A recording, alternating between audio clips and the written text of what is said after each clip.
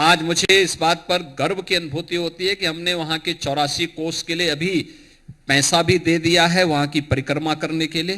पूरा सड़क बन रहा है। मैंने कहा 2 लेन की सड़क बनाओ, जगह जगह सराय बनाओ, जगह जगह धर्मशाला बनाओ, यात्रा प्रारंभ कराओ।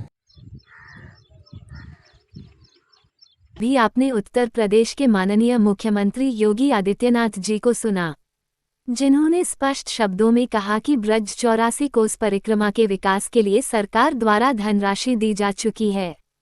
धर्मशालाएं बने, सड़कें बने, श्रद्धालुओं को किसी प्रकार की परेशानी न हो और ब्रज आने वाला हर भक्त एक दिव्य अनुभव लेकर जाए। मुख्यमंत्री जी का संदेश बिल्कुल स्पष्ट था। ब्रज की आस्था से कोई समझौता नहीं होगा। लेकिन अब हम आपको दिखाने जा रहे हैं एक ऐसी तस्वीर, एक ऐसी सच्चाई जिसे देखकर शायद आप भी सोचने पर मजबूर हो जाएंगे कि आखिर गलती कहाँ हो रही है। क्या सच में ब्रज 84 कोस परिक्रमा मार्ग के हर हिस्से तक विकास पहुंच पाया है? क्या सभी प्राचीन धार्मिक स्थलों को उनका सम्मान मिल पाया है? और सबसे बड़ा सवाल, जिस पर पिछले कई महीनों से 1 दर्जन से भी अधिक गांवों के ग्रामीण आवाज उठा रहे हैं, आखिर ब्रज की प्राचीन 84 कोस परिक्रमा को आज भी उपेक्षित क्यों रखा गया है? दोस्तों, जब हमने पहली बार यह बात सुनी तो हम भी कुछ पल के लिए हैरान रह गए। क्या ब्रज 84 कोस परिक्रमा 2 हैं या फिर एक ही है? अगर एक ही है तो फिर इतने गांवों के लोग लगातार आवाज क्यों उठा रहे हैं? और यदि 2 मार्ग हैं तो फिर दोनों में इतना बड़ा अंतर क्यों? आइए आपको विस्तार से बताते हैं पूरी कहानी। करीब 5 दशक पहले ब्रज 84 कोस परिक्रमा बलदेव से खदेरा घाट होते हुए ऋषि गर्गाचार्य धाम आश्रम, गड़ाया, लत्तीपुर, शाहपुर, झंडीपुर, बलरई और दर्जनों ग्रामीण क्षेत्रों से होकर गुजरती थी। ये वही गर्गाचार्य धाम है जहां भगवान श्री कृष्ण और समस्त यदुवंशियों के कुलगुरु ऋषि गर्गाचार्य का आश्रम माना जाता है। ये केवल एक गांव या आश्रम नहीं, बल्कि ब्रज की आध्यात्मिक धरोहर का एक महत्वपूर्ण केंद्र है। लेकिन समय बदला। यमुना नदी पार करने की सुविधाएं नहीं थीं। न कोई पुल, न पक्का रास्ता, न श्रद्धालुओं के लिए सुरक्षित संसाधन। और धीरे धीरे सुविधा के नाम पर एक छोटा रास्ता अपना लिया गया। लोगों ने सोचा कि श्रद्धालुओं को आसानी होगी, समय बचेगा और यात्रा सरल हो जाएगी। लेकिन इसी सुविधा के बीच ब्रज की प्राचीन परिक्रमा का एक महत्वपूर्ण हिस्सा धीरे धीरे उपेक्षा का शिकार हो गया। शासन प्रशासन ने भी इस विषय पर गंभीरता से ध्यान नहीं दिया, क्योंकि लोगों की यात्रा किसी न किसी तरह चल रही थी। लेकिन संत महात्माओं ने, ब्रज रसिकों ने पुरानी परंपराओं को जीवित रखा। उन्होंने कठिनाइयों को सहा, धूल भरे रास्तों को पार किया, नावों के सहारे यमुना पार की, लेकिन प्राचीन परिक्रमा मार्ग को छोड़ा नहीं। आज भी जिन लोगों को इस मार्ग की वास्तविक जानकारी है, वे उसी प्राचीन मार्ग से परिक्रमा करते हैं। और यही कारण है कि आज भी ग्रामीण कह रहे हैं, प्राचीन ब्रज 84 कोस परिक्रमा को उसका अधिकार मिलना चाहिए। सबसे महत्वपूर्ण बात, मथुरा ब्रज तीर्थ विकास परिषद के पास भी 2 नक्शे मौजूद हैं। एक अंतर्वेदी परिक्रमा और दूसरी बहिर्वेदी परिक्रमा।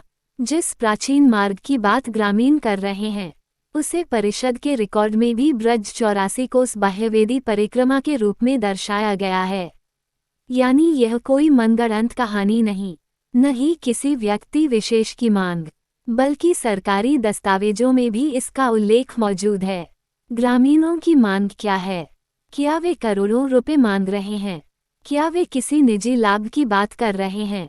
नहीं, उनकी मांग केवल इतनी है कि प्राचीन परिक्रमा मार्ग का जीर्णोद्धार कराया जाए, श्रद्धालुओं के लिए मूलभूत सुविधाएं उपलब्ध हों, यमुना नदी पर एक पुल बनाया जाए, कम से कम एक सिंगल रोड ही सही, लेकिन सुरक्षित मार्ग बने, धूल, कीचड़ और जोखिम भरे रास्तों से श्रद्धालुओं को राहत मिले। ग्रामीणों ने इस विषय को लेकर शासन प्रशासन को पत्र लिखे, संबंधित विभागों से गुहार लगाई, लेकिन जब कोई सुनवाई नहीं हुई तो धरना प्रदर्शन तक करना पड़ा। जैसे ही प्रशासन को लगा कि लोगों में आक्रोश बढ़ रहा है, तो अधिकारी मौके पर पहुंचे इन तस्वीरों को देखिए। मथुरा ब्रज तीर्थ विकास परिषद के अधिकारी आए। आश्वासन दिया गया कि जल्द समाधान होगा। फिर पीडब्ल्यूडी विभाग के कर्मचारी पहुंचे। लेखपाल आए। रास्तों का निरीक्षण हुआ। ग्रामीणों को लगा कि अब वर्षों पुरानी समस्या का समाधान होने वाला है। लोगों के चेहरों पर खुशी थी, उम्मीद थी, लेकिन फिर वही हुआ जो अक्सर गांवों में विकास योजनाओं के साथ होता है। हरी भरी फसल का बहाना आया और काम टाल दिया गया। लोगों ने सोचा कोई बात नहीं, फसल कट जाएगी तो काम शुरू हो जाएगा। लेकिन दिन बीत गए, हफ्ते बीत गए, महीने बीत गए और आज अधिक मास चल रहा है। ब्रज 84 कोस परिक्रमा जारी है, लेकिन तस्वीरें आज भी वही हैं। श्रद्धालु धूल उड़ाते रास्तों पर चल रहे हैं, नाव के सहारे यमुना पार कर रहे हैं। कई बुजुर्ग, महिलाएं, बच्चे कठिन परिस्थितियों में यात्रा कर रहे हैं। और अब सवाल उठना स्वाभाविक है, जब मुख्यमंत्री जी ने पैसा दे दिया तो फिर यहाँ विकास क्यों नहीं पहुँचा? क्या प्राचीन मार्ग विकास की सूची में शामिल नहीं? क्या इन गांवों की आस्था कम महत्वपूर्ण है?